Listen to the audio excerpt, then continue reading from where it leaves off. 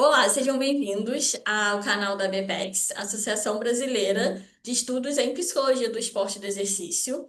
Eu sou Juliana Pereira e a gente vai receber aqui hoje, nesse espaço, o professor Afonso Antônio Machado, que é professor da graduação e pós-graduação da Unesp de Rio Claro, formado em Educação Física pela PUC de Campinas, psicólogo, mestre e doutor pela Unicamp, com pós-doutorado em Lisboa, Portugal, e hoje coordena o laboratório LEPESP. Aí, rapidamente, sobre o LEPESP, é o Laboratório de Estudos e Pesquisas em Psicologia do Esporte da Unesp de Rio Claro, e é um espaço destinado ao desenvolvimento do estudo da psicologia do esporte, em colaboração com as demais áreas relacionadas às ciências do esporte. Dito isso, queria chamar agora o professor. Seja bem-vindo, professor Afonso, para a gente dar início à nossa entrevista. Muito obrigado, Juliana. Muito obrigado pelo teu carinho, pela tua atenção e pela tua disponibilidade, porque eu dei uma malha de horários para você que eu não sei como você conseguiu se encaixar. Mas, enfim, como todo mundo trabalha e a gente é obrigado, encontramos um momento para falarmos de algo que me é muito prazeroso, que é falar sobre o meu laboratório, certo? Eu começaria dando um chute na nossa conversa para te deixar mais à vontade para as suas perguntas, obviamente, e eu diria assim que o LEPESP é um laboratório que está linkado aos grupos de pesquisa desde 1989, é um dos laboratórios mais longevos que nós temos na história da psicologia dos esportes do Brasil.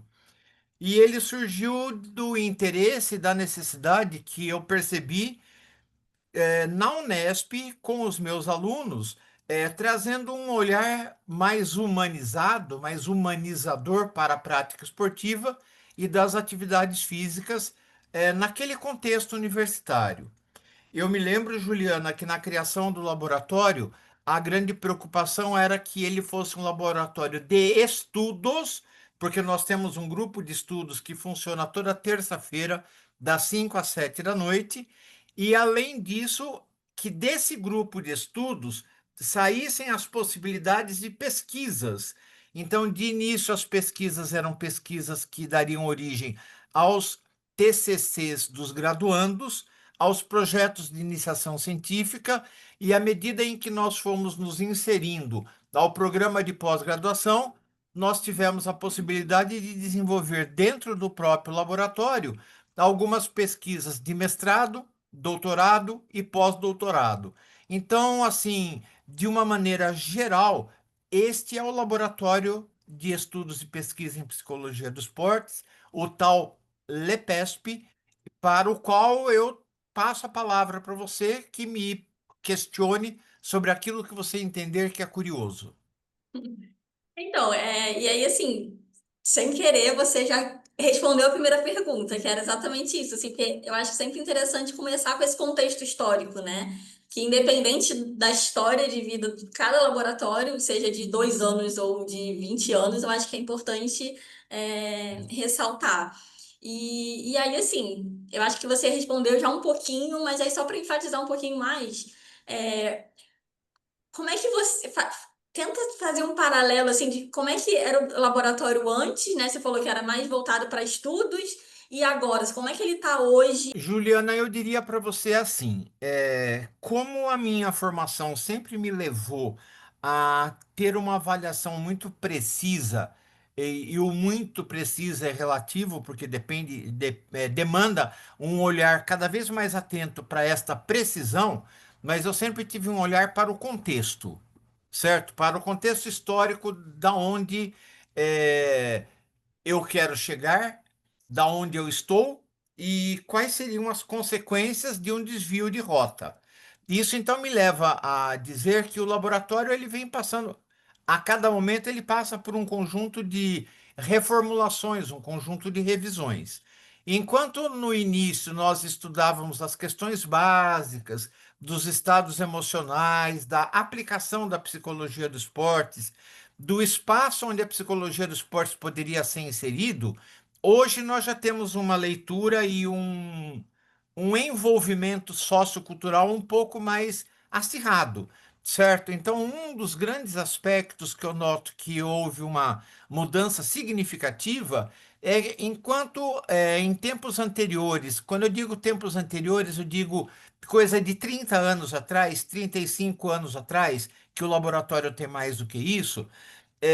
Nós não tínhamos possibilidade de aprofundarmos estudos a respeito do gênero no esporte, certo? Hoje nós temos no laboratório uma linha de pesquisa que estuda, analisa e se aprofunda, trazendo inclusive modelos de pesquisas a respeito da masculinidade no esporte, certo? Então isso foi eh, uma grande viagem que o laboratório fez e uma grande conquista, porque, na verdade, nós nos alojamos num segmento que tem pouca visibilidade e pouco estudo, certo? Uma outra grande coisa que eu vejo que foi muito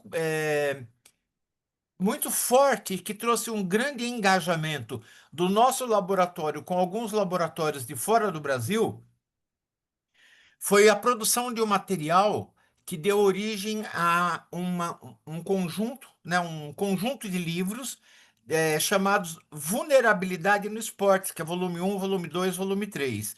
Também é uma questão pioneira, certo? E é pioneira ao ponto de ser um livro que é recomendado na América Latina, porque o livro está escrito em português.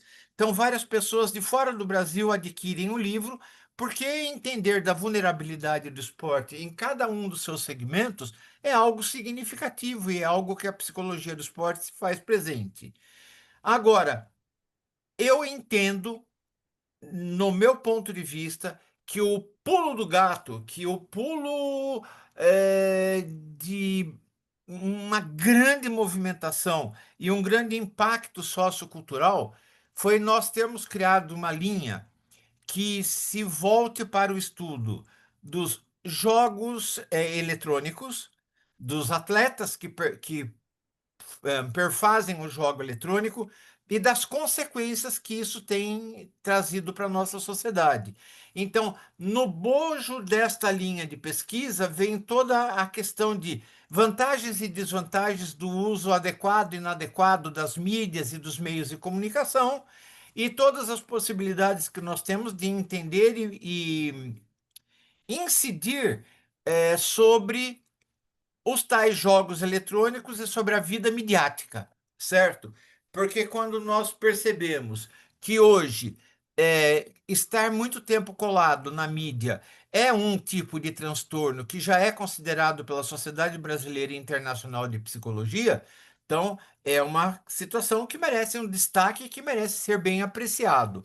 E nós temos esta linha de pesquisa viva no nosso laboratório e viva e muito com uma aderência muito grande, porque tanto os alunos da graduação quanto os mestrandos, os doutorandos, e eu estou recebendo agora dois italianos que estão vindo para o pós-doutorado no meu laboratório, e o interesse deles é realmente sobre os jogos eletrônicos e sobre a interferência dessa mídia fugaz na vida do cidadão, que não é nenhum atleta, é um cidadão comum.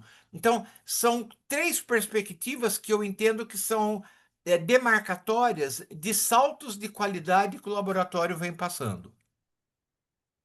Sim, acho que você meio que respondeu antes de eu perguntar, assim, né, sobre essas linhas de pesquisa, que eu acho que seriam essas três, no caso da questão da masculinidade, né? Da vulnerabilidade dos jogos eletrônicos. Tem outros ramos, porque a Sim, gente sabe que sim, não são linhas específicas, né? É quase uma árvore, né? sim, Tem o sim. tronco e os que vão ramificando em Exato. várias direções. Juliana, eu dialogaria com você dizendo o seguinte, porque muito possivelmente quem esteja nos ouvindo, quem vá nos ouvir, vai dizer assim: puxa, mas eu queria estudar estados emocionais. Esse laboratório dá suporte? Então, como professor, a questão didática é o seguinte: o que é tradicional não se mexe. Então, nós continuamos estudando a vergonha no esporte, o medo no esporte, o estresse no esporte, o burnout, o dropout. Então, tudo aquilo que é tradicional é mantido dentro do laboratório, certo? Então, eu diria para você assim: todo ano, todo semestre, sistematicamente nas nossas reuniões, nós passamos pelos temas que eu chamaria temas básicos ou temas de fundo, e a partir desses temas de fundo emergem outras propostas. Então, quando eu comecei a falar na segunda pergunta que você me fez, que eu disse que é necessário atenção ao contexto, eu respeito sempre o contexto. Eu não parto do princípio que isto eu já sei, então eu vou pular para o outro. Porque eu já sei, mas olha a minha idade e olha meu tempo de experiência, certo? E que não é semelhante ao teu tempo de idade e o teu tempo de experiência, como não é do graduando de primeiro ano, certo? De primeiro semestre. Então, sim, temos todos os outros, temos outras linhas, na verdade, somos 8 linhas de pesquisa. Nós temos uma linha específica que é a mídia e o esporte. Daí talvez alguém me pergunte, e por que não a mídia esportiva? Porque não é só a mídia esportiva que fala de esporte. A mídia em geral fala de esporte. Porque esporte é notícia. Porque feliz ou infelizmente, tanto no mundo capitalista quanto no mundo socialista, esporte é dinheiro. E o mundo socialista e o mundo capitalista dependem do dinheiro, certo? Seria uma ingenuidade dizer que não. Uma outra linha, então essa foi a quarta. Uma outra linha, vergonha, medo e ansiedade. Porque essa trilogia, ela faz uma trilha nos estados emocionais das pessoas. Um decorre do outro, que decorre do outro, que decorre do primeiro. Então, a gente fecha um ciclo. Então, quando eu penso nisso, do medo, da vergonha e da ansiedade, eu penso do medo, da vergonha e da ansiedade na educação física escolar. Medo, vergonha e ansiedade na iniciação esportiva. Medo, vergonha e ansiedade na prática do esporte competitivo. Medo, vergonha e ansiedade no esporte de altíssimo nível, certo? E aí também nós vamos pular para a recreação, para os esportes de recuperação, ou para as atividades físicas de recuperação. Então, nenhuma das linhas ela fica restrita exclusivamente ao atleta de alto nível ou ao esporte de alto nível.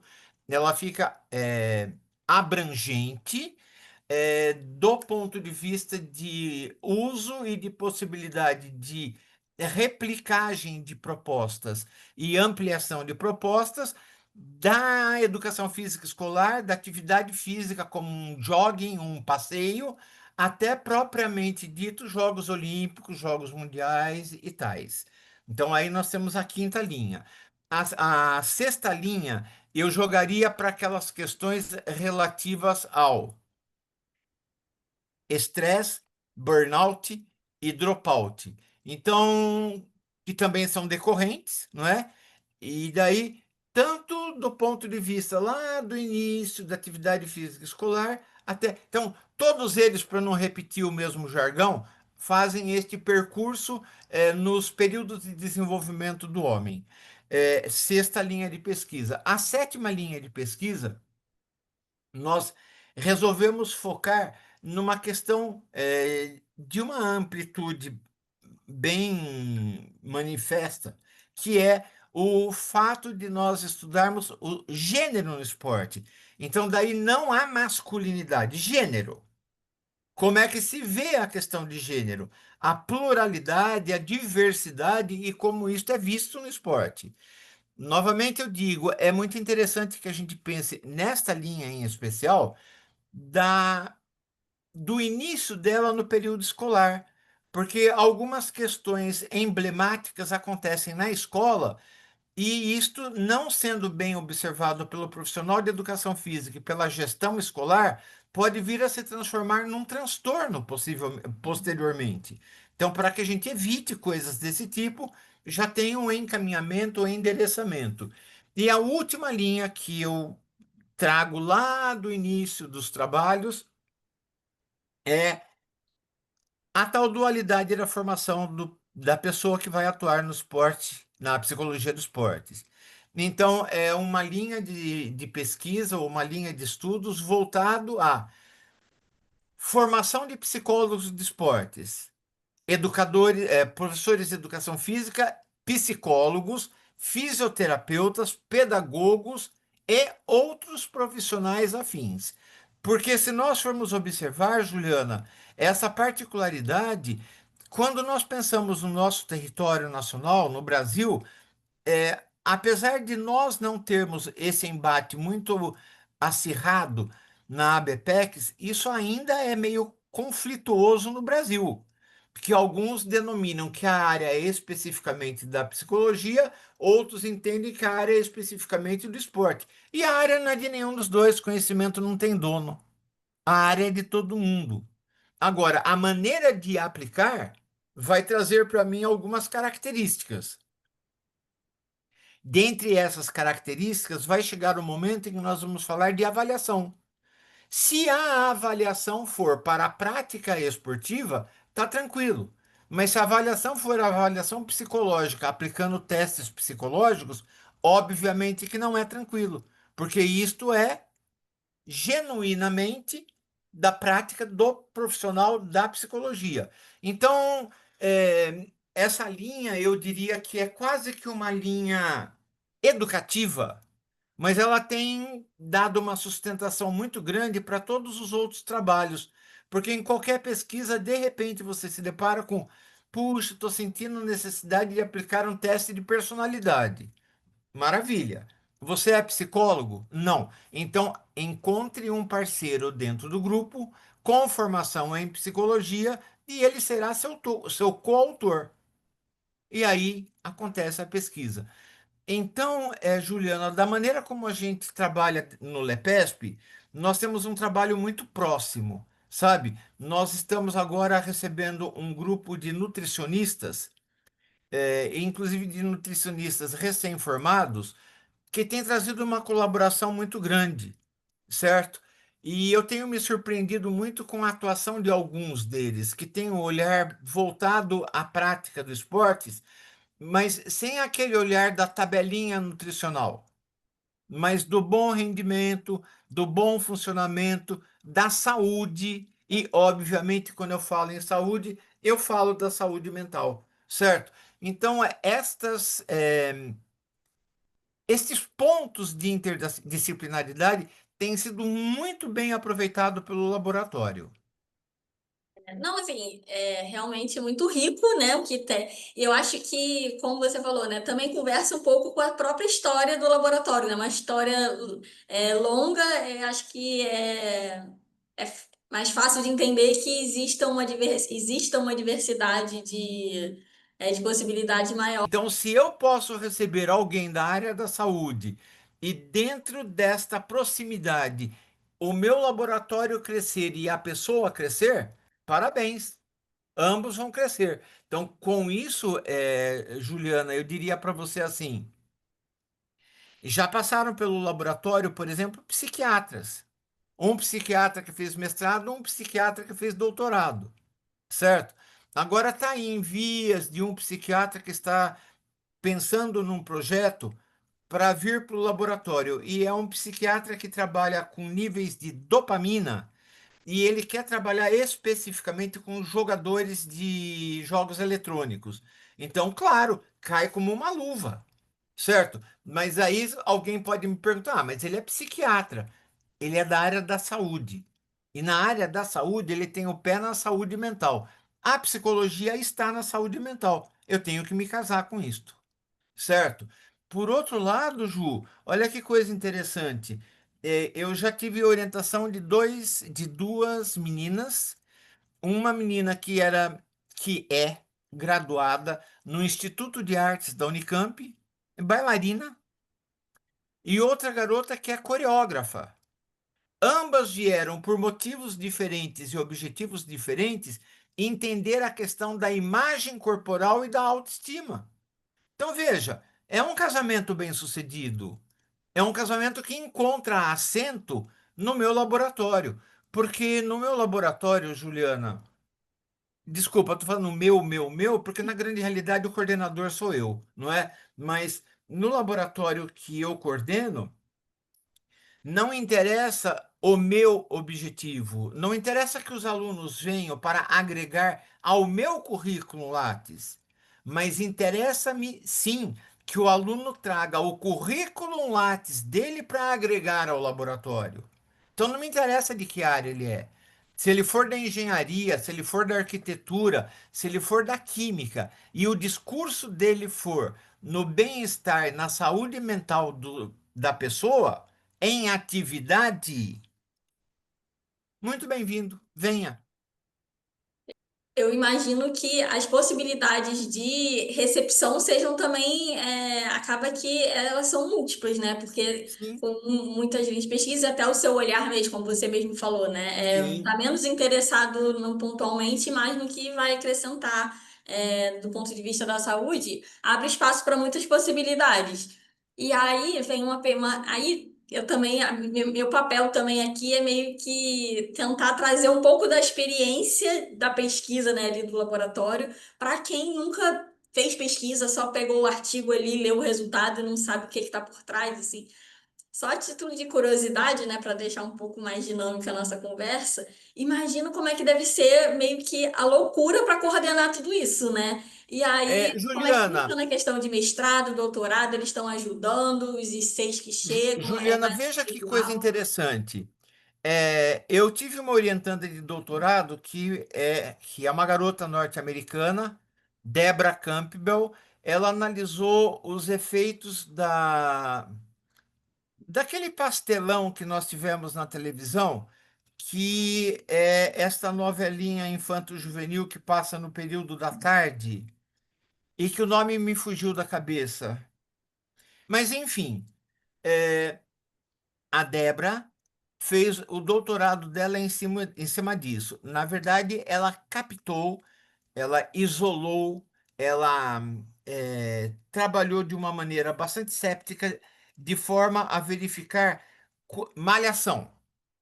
Quantas das cenas da malhação eram altamente agressivas e quantas eram altamente violentas, né? Da diferença entre violência e agressão. E aí, olha que coisa interessante. A gente não nota que um pastelão que passa no período da tarde possa ser violento ou agressivo, mas os discursos são, os gestos são, as discriminações são. Bem, a Débora fez um doutorado brilhante, muito, muito elogiado. A Débora tem uma amiga que é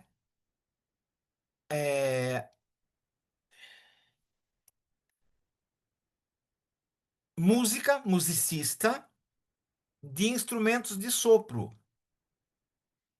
E essa moça, sabendo do trabalho da Débora, entra em contato para vir também para o Brasil fazer o doutorado.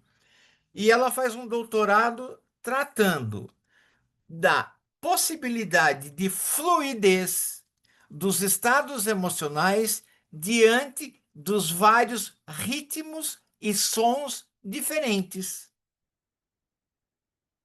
E o trabalho foi uma coisa fabulosa, não é? Porque ela trabalhou com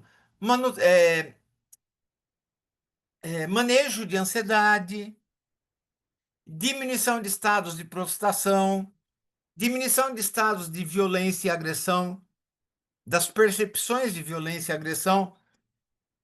E aí, quando você pergunta assim, ou quando você fala, a dificuldade de gerenciar tudo isso, então, a dificuldade de gerenciar tudo isso faz com que eu leia muito, com que eu estude muito e com que eu tenha uma interação sociocultural muito grande, que vai para além dos livros tradicionais da psicologia e para além dos livros tradicionais da educação física e do esporte. Se você me perguntar como eu vejo isto, eu diria para você, eu vejo isso como um desafio fabuloso, fantástico. Não posso mentir para você. Nesse período do ano, dia 14 de novembro, para mim, eu já estou no Natal. Eu só não estou dando essa entrevista vestidinho de Papai Noel porque eu não encontrei a minha touca.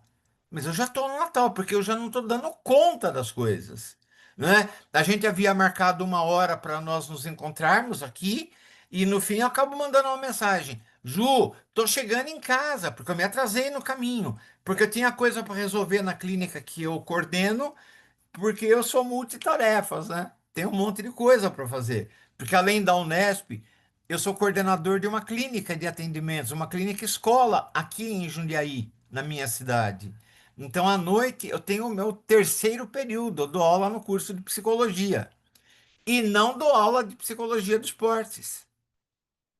Eu dou aula de psicologia do desenvolvimento, psicologia da saúde, psicologia hospitalar, e aí vai. Então, eu tenho que ter um conjunto de leituras que me garantam um estofo teórico grande, uma observação e uma prática que me dê consistência na minha fala e na minha aplicação. Porém, vou voltar à nossa conversa. Eu ganho com os meus orientandos. Porque cada um vem de um mundo diferente, cada um me traz um universo diferente. Então, ao mesmo tempo que eu ensino, eu aprendo muito com eles. E aí não é aquele falso pieguismo. Ah, o professor ganha porque ele ensinou. Não, eu aprendo de verdade, porque eu estou conversando com um psiquiatra que tem uma leitura médica. Eu estou conversando com uma musicista que tem a leitura da musicista. Eu estou lidando com uma pessoa que trabalha com vídeos e com imagens, que é o caso da Débora, que é jornalista, eu estou aprendendo com ela, porque é um mundo que eu não tenho. Agora, presta atenção no pior. Eu estou lidando com jogadores de Exer Games que não é a minha prática, eu não tenho essa habilidade, nem motora, nem sociocultural, mas eu aprendo com eles. Então, quando eu converso com o Rudá, que é um dos meus orientandos de doutorado, que me coloca a respeito dos desgastes do jogador do jogo eletrônico, eu estou entendendo o que está rolando, eu estou entendendo o que está passando, certo? E, obviamente, do ponto de vista de um alicerce teórico, eu tenho condições de dizer tal atitude será melhor, tal direcionamento pedagógico, metodológico é melhor, e tal procedimento vai chegar num resultado mais favorável. Então, este jogo, eu creio que a idade e idade mesmo, e o tempo de vivência nesta parte do laboratório e nessa parte das pesquisas me trazem um determinado conforto. Em alguns momentos eu me desespero porque eu estou diante do novo, totalmente novo.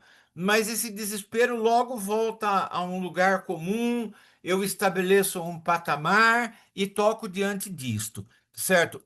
Exemplo disto.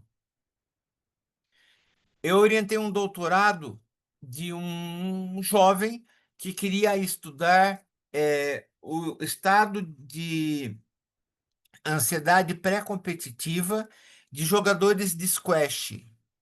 Eu nunca jamais tinha assistido um jogo de squash.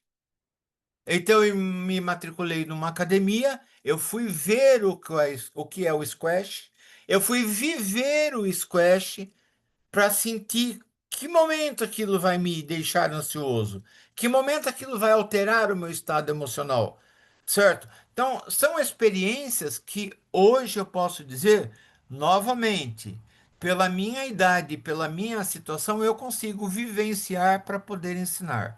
Então, eu estou ganhando muito. E aí, assim, você foi falando e eu fui vendo. Logo no início da sua fala, eu fui pensando, né? Cada um que chega adiciona um degrauzinho, né? Então, quanto mais pessoas agregando, mais degrauzinhos vai somando nessa escada. Sim, E não tem como não colaborar. e aí, só que assim, você fala de um lugar muito diferente do meu lugar possível, né? Que eu me vejo muito mais como ali uma aluna entrando, né? Do que alguém ali já tá organizando. E aí eu fiquei pensando que você deixou bem claro o quanto que você aprende muito com isso, quanto que isso te estimula a estar sempre aprendendo e o quanto isso contribui para você. E aí eu fiquei pensando assim, no lugar de quem está chegando, e aí é uma pergunta quase que fazendo uma propaganda, para a gente também já se encaminhar para a última pergunta, que eu acho que fecha a ideia desses vídeos. O quanto que essa dinâmica, né, de ter tantas linhas e de ter tantas pessoas estudando tantos assuntos diferentes, o quanto que quem também está ali como estudante não suga, não bebe um pouquinho também dessa água, né? E aí a pergunta é, como é que funciona essa interação entre tanta gente diferente dentro desse espaço e para que seja possível isso, né? Essa vivência diversificada Aí saindo um pouquinho do seu lugar, né, de quem tá ali olhando, tendo que aprender para poder de alguma forma orientar, mas de quem tá ali. Eu vim aqui só fazer um trabalho sobre ansiedade e tô me deparando com uma modulação através da música. Então, se você puder contar um pouquinho Vou pra te gente, vai responder, ser bem claro que legal. sim. Juliana, eu teria que dizer para você algumas coisas que antecedem a tua fala. Por exemplo, quando você me apresentou dizendo da educação física e da psicologia da minha formação, eu diria assim para você, entre a psicologia e a desculpe, entre a educação física e a psicologia, eu tenho formação em filosofia.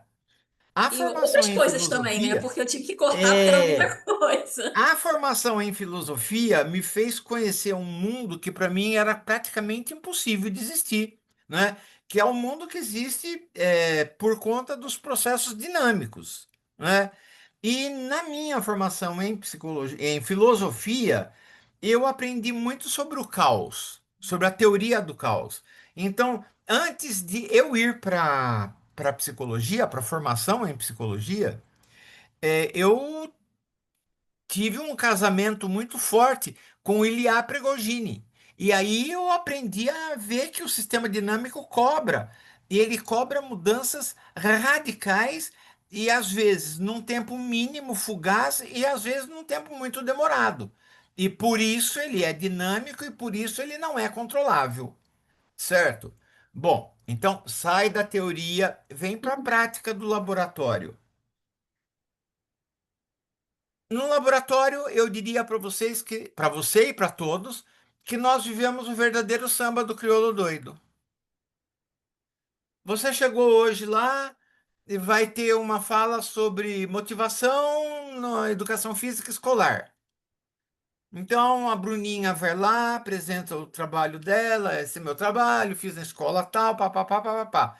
Só que a tua plateia é um psiquiatra, um bailarino, um professor de educação física, um psicólogo recém-formado, um psicólogo com 20 anos de formado, porque o laboratório é aberto, ele funciona dentro de uma universidade pública. Eu não posso fechar a porta e dizer, não, nessa reunião das 5 às 7 na sala 31 do bloco 4 só pode entrar? Não, eu não posso, é aberto, né? Então o que acontece? A discussão começa a ter vários tentáculos e cada um puxa a apresentação da Bruna para a sua praia. Mas à medida que você traz para a sua praia, sempre tem ali um interlocutor, que seja eu, ou seja, um dos mais velhos de casa, que vão perguntar: e você tendo puxado isso para você, que colaboração você traz para a Bruna? Então, esse casamento transforma tudo em interdisciplinar. Então, o crescimento ele vai acontecer a cada reunião, a cada momento. E o que é mais interessante, uma reunião não é igual a outra, que não é igual a outra, que não é igual a outra. Nunca vai ter o mesmismo. Nós não vivemos o mesmismo no meu laboratório, certo? É claro que tem alguns momentos que a maré está um pouco mais forte, puxa um pouco mais. Então aí eu saco de um texto ou de outro, vamos estudar o texto e vamos trazer o ponto de vista. Mas vamos trazer o seu ponto de vista. Ou seja, com o que é que você pode colaborar com esse autor. Então, eu vivo à risca um laboratório interdisciplinar.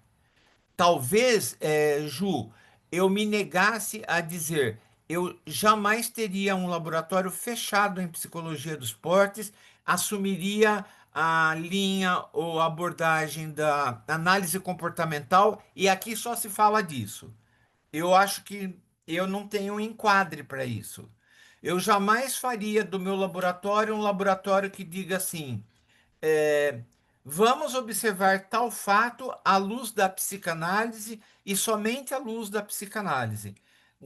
Eu não me enquadraria, certo? Então, como eu não consigo vestir essas roupas que me prendam, eu não gostaria que os meus alunos se prendessem. Eu quero que os meus alunos estejam adiante, estejam à frente, certo? Então, em função disso, eu tenho no laboratório um conjunto de colegas, também coordenadores de outros laboratórios, que, se não pensarem igual, pensam próximos. Eu tenho sempre do meu lado uma Regina Brandão. Eu tenho sempre do meu lado uma Joyce Faganello, de Curitiba. Eu tenho sempre do meu lado uma Lena Mar, de Maringá. Um Flávio Rebustini, da USP, que foi meu orientando, fez mestrado, doutorado e pós-doutorado comigo. Eu tenho um André Aroni, que está na Universidade de São Francisco, que fez doutorado e pós-doutorado comigo. Eu tenho o Marcos Balbinotti, que é um nome quando nós pensamos na pesquisa mista e que numa leitura muito mal feita no Brasil nós entendemos que a mista é aquela que tem uma abordagem qualitativa e uma abordagem quantitativa. Não, a mista é muito mais do que isto. E o Balbinotti é o papa disto. Eu tenho do meu lado um Antônio Rui Gomes, da Universidade de Braga, né?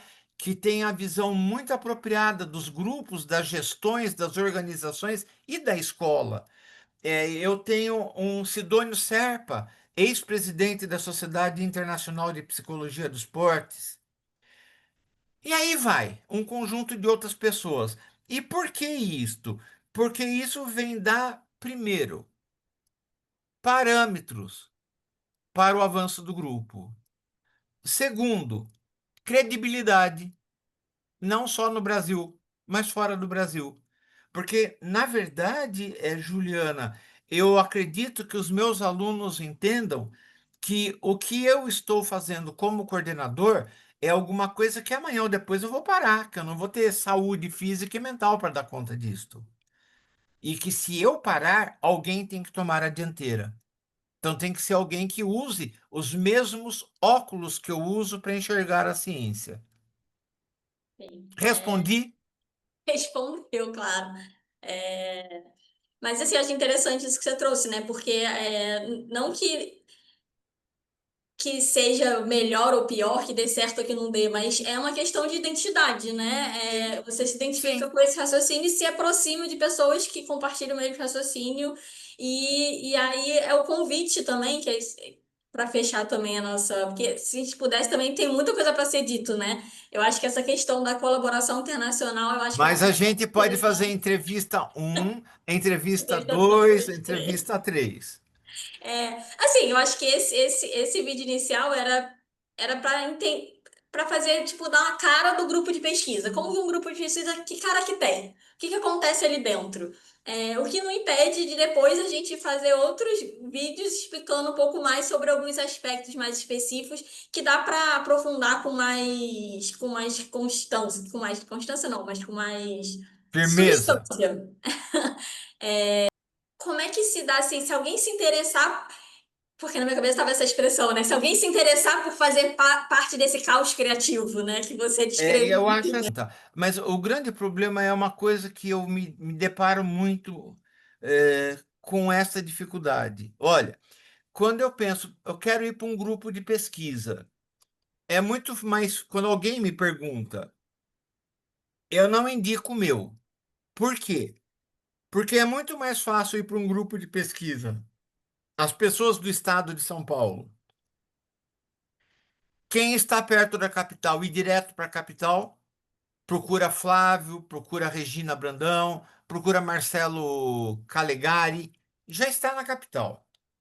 Ah, eu estou um pouco perto, estou mais para o interior. Campinas é um grande centro, porque a minha universidade é interior interior e é um interior de difícil acesso, certo? Tem ônibus de Campinas para Rio Claro de hora em hora. De Jundiaí para Rio Claro é 1 hora e 50 minutos de viagem. Então, mas quer ir para o meu laboratório? Tá lá, tá aberto, E certo? Ah, eu queria ver, queria tentar mestrado e doutorado. As inscrições abrem em janeiro. Entra no edital da Unesp, eu estou lá no edital da Unesp, certo? Então, os acessos estão abertos, certo? Ah, eu queria ter conhecimento daquilo que se passa. www.lepesp.br. Ali você vai ver tudo, tudo que está acontecendo, tudo que teve na última terça-feira, quais são os artigos publicados, quais são as revistas que nós acessamos, como é a nossa biblioteca, quem são nossos membros, o que cada um dos nossos membros fazem, certo? Então, é um laboratório aberto, está à disposição de todo mundo ou entre em contato comigo. É, Simples. e era um pouco disso, né? Era um pouco disso. A ideia dessa série de vídeos é isso, mostrar uma série dentro do nosso no nosso recorte, né, que foi o que é o recorte da Abepex, mas mostrar que eles são diferentes, né, para cada um quem se identifica com qual lugar. E aí você tocou num ponto importante, né, que é interessante levantar a questão da localização geográfica, que faz muita diferença, mas que tá ali. Eu vou deixar as informações embaixo para quem se interessar entrar em contato. Juliana, veja só o negócio. Há pouco tempo atrás, depois de uma das minhas falas para a ABPEX, uma pessoa do Amazonas me procurou, que tinha interesse em participar do laboratório. Eu falei, eu também tenho interesse que você participe, mas as reuniões do laboratório não são online. E você está em Manaus. Como eu posso te facilitar? Porque eu não tenho outro recurso. Certo? Agora, olha que interessante. Por outro lado, numa situação dessa, eu recebo no meu laboratório a Marta Aurélia, que é da Universidade Federal do Maranhão. Ela mora em São Luís do Maranhão. Mas a Marta Aurélia tirou um afastamento e veio para o mestrado. Então, as portas estão abertas. Estão chegando agora, semana que vem, dois italianos. E eu fico me perguntando o que que esses italianos vão fazer no Brasil em dezembro, no Natal. Mas eles estão com bolsa de estudo da Itália. Venha, venha o dia que quiser, o dinheiro é deles. Certo? O laboratório está de portas abertas. Então, essas situações são abertas. Mas eu explicito isso de cara. Eu não fico naquela, vem para o laboratório, é legal. Não, tem um contexto geográfico que eu tenho que observar. E o Brasil não é uma Áustria que é desse tamanho. O Brasil é esse tamanho que nós temos.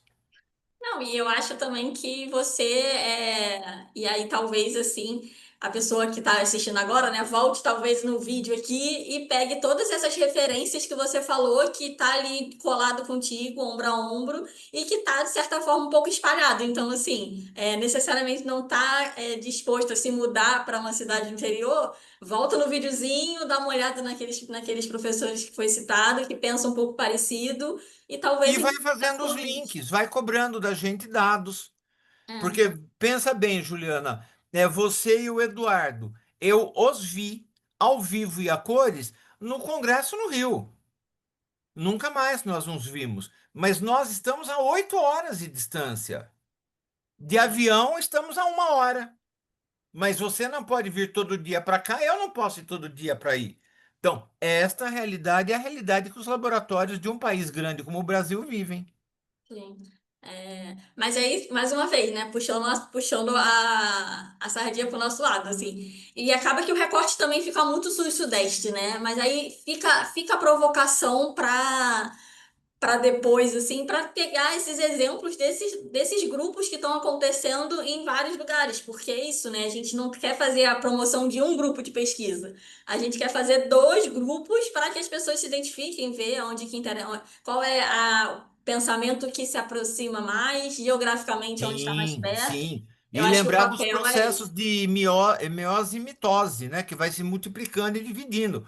Porque eu tenho, por exemplo, em Pernambuco, uma grande amiga e excelente pesquisadora, que é a doutora Isabela Amblard, certo? Ah, mas ela está em Recife.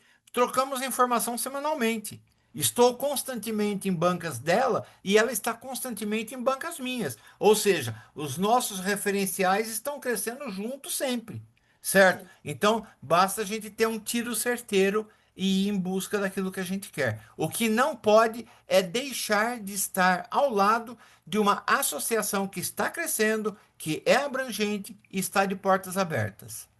Sim. Mas enfim, eu acho que a gente pode fechar um pouco aqui por aqui, mas deixando claro que o assunto não se esgotou, porque eu acho que tem muita coisa ainda, mas que fica para gente que está aqui pensando nesses vídeos, para a gente tentar pensar em outras formas, outros vídeos, outros temas para trazer aqui para o nosso debate, enfim, para divulgar, né? Eu acho que a ideia é essa, assim, é divulgar para que mais pessoas saibam para crescer isso, né? Crescer a associação, crescer os interessados em fazer pesquisa em outros lugares, é, iniciar um grupo de pesquisa, né?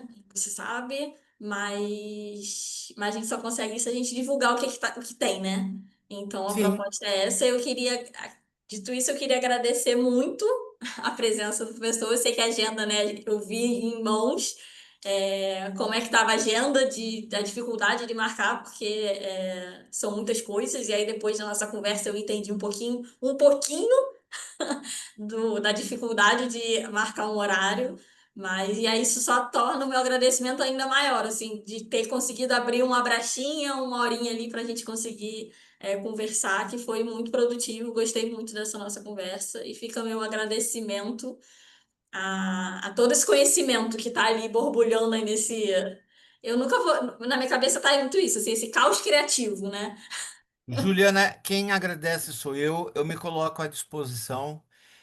O que eu comento com o André, com a Birgit, com a Andrea e com os demais membros da sociedade, dentre os quais vocês, novos que estão chegando e que estão assumindo postos e cadeiras importantes dentro da sociedade, que enquanto eu tiver forças e vida, e enquanto eu estiver lúcido, eu estarei trabalhando pela psicologia dos esportes, certo? Muito possivelmente em alguns momentos, e você já me viu em congresso, os meus pontos de vista são um pouco ácidos, porque eu não vou para congresso para ouvir poesia. Poesia eu fico em casa lendo. Eu vou para congresso para dizer aquilo que eu vivo, certo? E a vida clínica do psicólogo não é o mar de rosas. Psicólogo tem sucessos. E isso também tem que ser apresentado no congresso, certo?